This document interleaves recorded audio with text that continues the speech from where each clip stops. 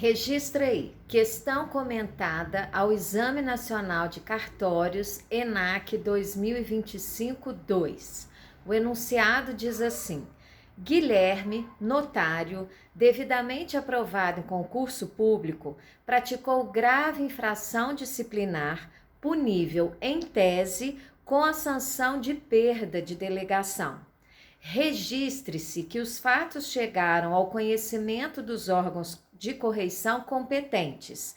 Nesse cenário, considerando as disposições da Lei nº 8935 de 1994, que é a Lei dos Notários e Registradores, é correto afirmar que, letra B, poderá Guilherme perder a delegação por meio de sentença judicial transitada em julgado ou de decisão decorrente de processo administrativo instaurado pelo juízo competente, assegurado amplo direito de defesa. Essa disposição está no artigo 35 da Lei 8935. As outras hipóteses estão incorretas porque, na letra A, dizia-se que quem iria nomear fazer a suspensão, vamos lá, por se tratar de caso que configura perda, o juízo competente suspenderá o notário até decisão final e comunicará os fatos à Corregedoria Nacional para que seja designado interventor. Não é a Corregedoria Nacional que vai nomear o interventor, mas sim um interino nomeado pelo juízo competente. Na hipótese C, quando diz que Guilherme é aprovado em concurso e em efetivo exercício na função há mais de 2 anos, a perda só pode ocorrer por meio de sentença, o erro está em indicar isso pelo prazo de estar em exercício há 2 anos. A lei diz apenas que, uma vez investido, a perda de delegação pode acontecer, no caso de falta grave, mediante sentença transitada ou processo administrativo com ampla defesa. E a letra D, quando diz que é vedada a suspensão do notário até a decisão final, vai contrário ao que diz o texto expresso da lei. E na letra E, quando se diz que não se admite a perda por meio de processo administrativo instaurado pelo juízo competente, ainda que se assegure o direito de defesa, também está errada de acordo com o texto expresso da lei.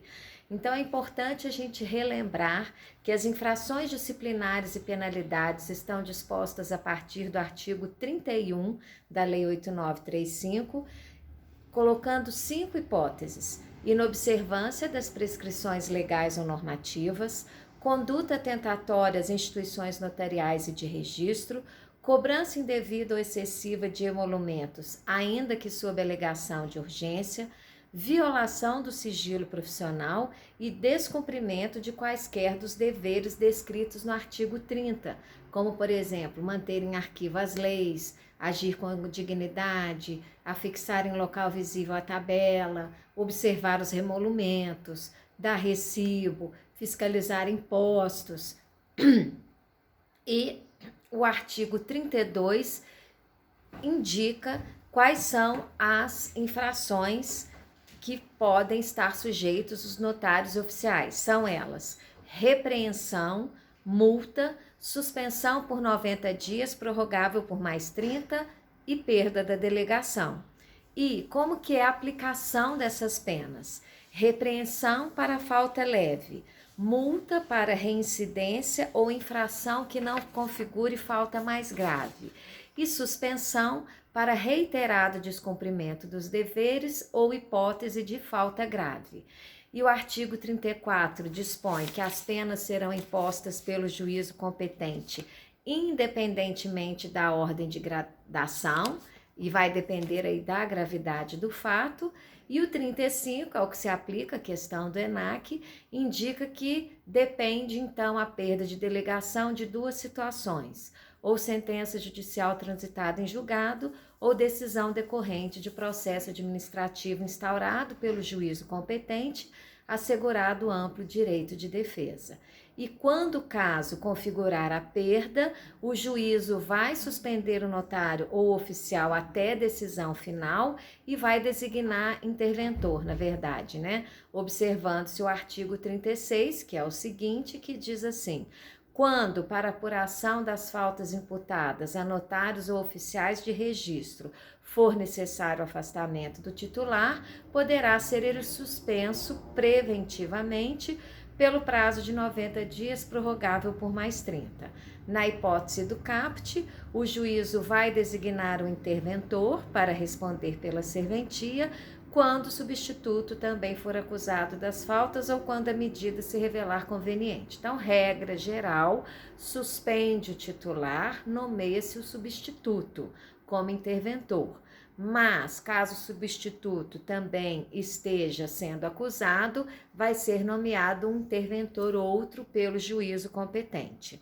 Durante o período de afastamento, o titular vai perceber, ou seja, receber metade da renda líquida da serventia e a outra metade fica depositada numa conta bancária especial com correção monetária.